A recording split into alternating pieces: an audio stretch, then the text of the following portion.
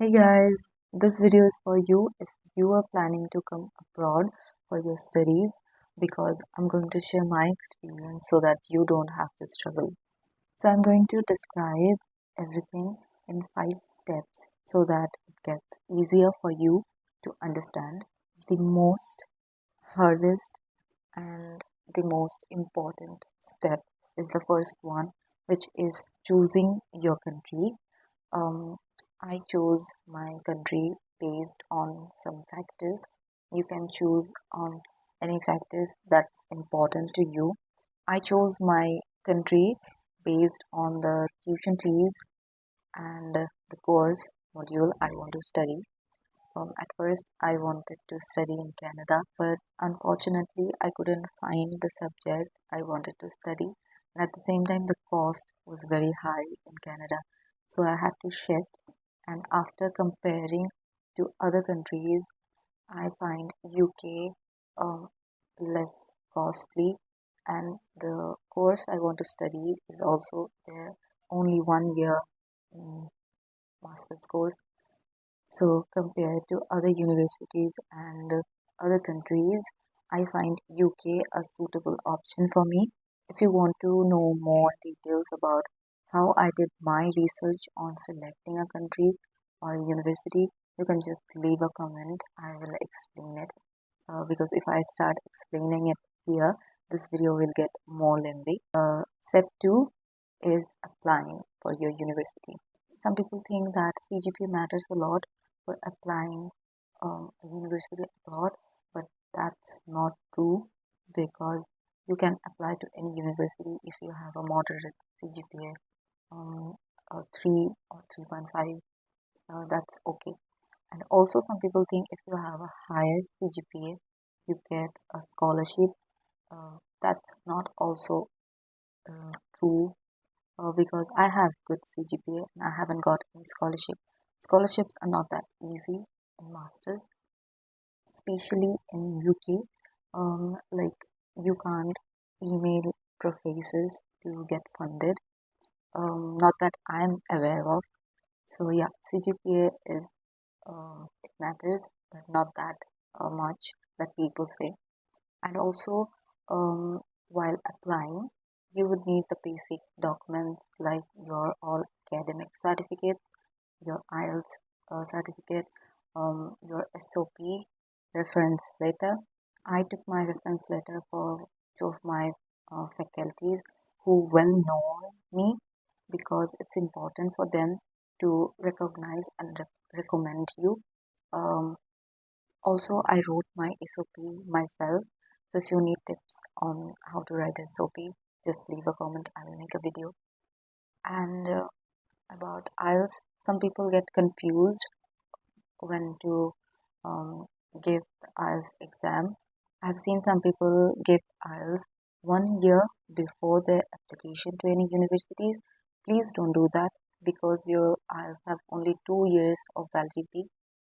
If you uh, give your exam 1 year prior to your application, and for some reason if you can't get that intake, you will have very less time left for your next application because your IELTS will get expired.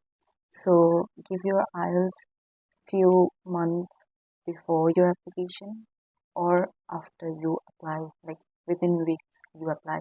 I guess my IELTS 1 or 2 weeks later I applied, so it's totally fine. After you have applied, they will give you a conditional letter, and there you will be given some conditions to meet. And if you meet all those conditions, they will offer you a seat.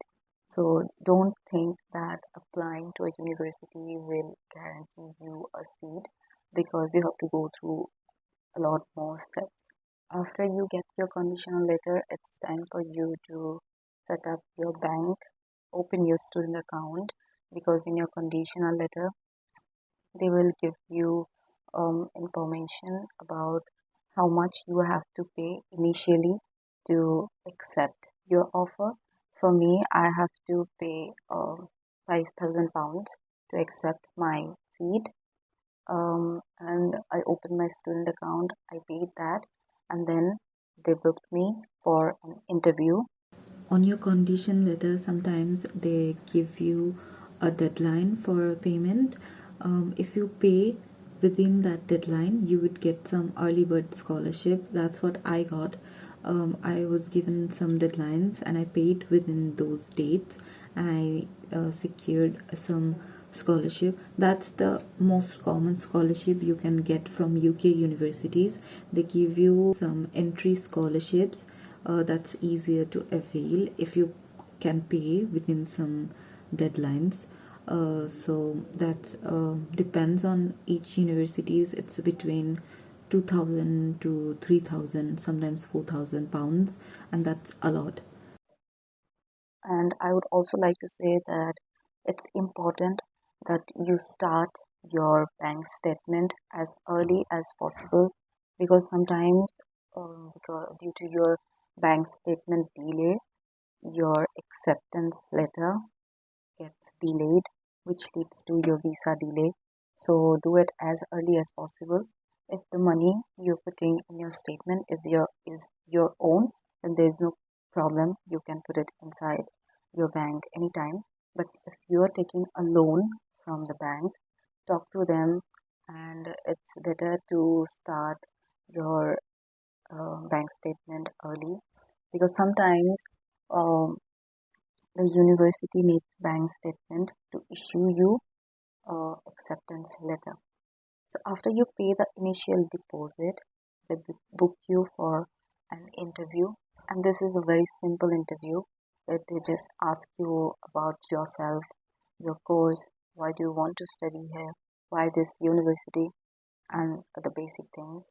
If you want to know how I prepared myself for my interview, I will just make a video for that. Just leave a comment. The interview the university takes, sometimes it's online, sometimes they schedule it for you so you know when the interview is going to happen, but sometimes it's just randomly they call you on your phone. I missed my first interview and then I had to wait for 1 month, so don't do that. Just keep your phone on ring and be alert. After you have done with your interview, they will email you to let you know if you are successful or not. And when you're successful, you submit your bank details to your university. Some universities require bank statement, some don't. I didn't needed my bank statement to get my acceptance letter. One more thing, if you want to live on campus in university dorms, book your dorm after you success your interview, because if you delay that and try to book it on last minute, the seats won't be available.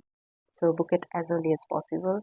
And if you want to live outside, then no worries, you can book it after you get your visa. Also, after you're done with your interview, book an TB test appointment that will be needed for your visa.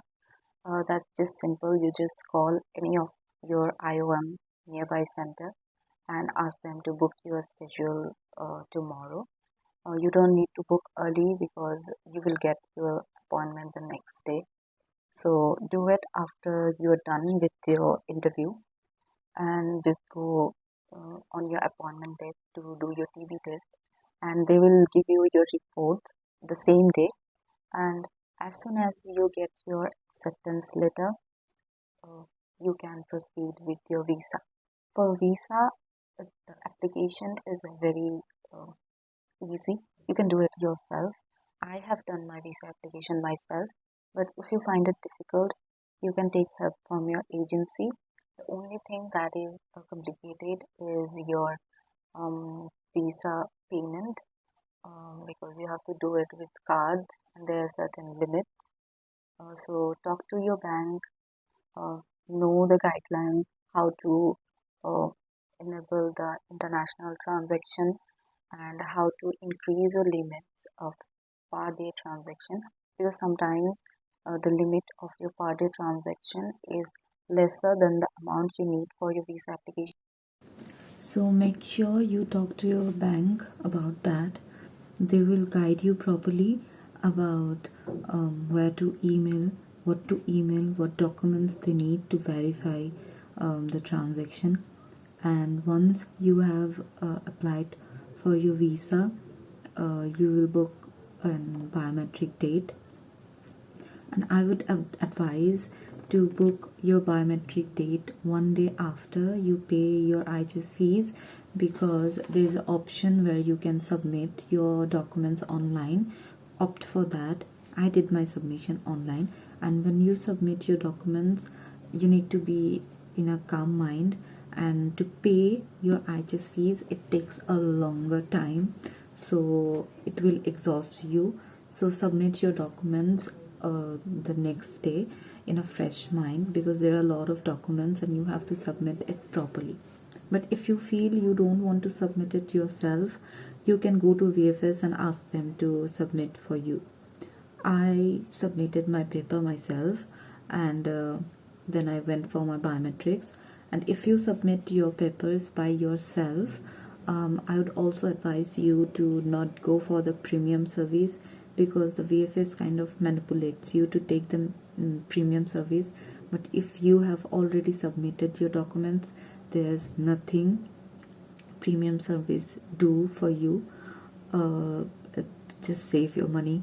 You can opt for document checking and SMS service. I did that. And after you're done with your biometrics, you wait for your visa. Sometimes they call you for an interview, but that's not that tough. It's the similar what you have done in your university interview. So it's same. And after interview they send you your decision. Mine took only 4 days, and once you get your visa you are good to go. So that's all about my journey.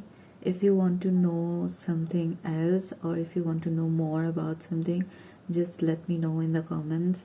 And if you want to know how I wrote my SOP, my reference letter, how I prepared myself for my IELTS, my speaking and my interviews, just let me know in the comments, so that I can share my experience with you. Hope this video is helpful for you, and if you want to get more information like that, just subscribe to my channel. I will keep you posted. Thanks for watching. Bye.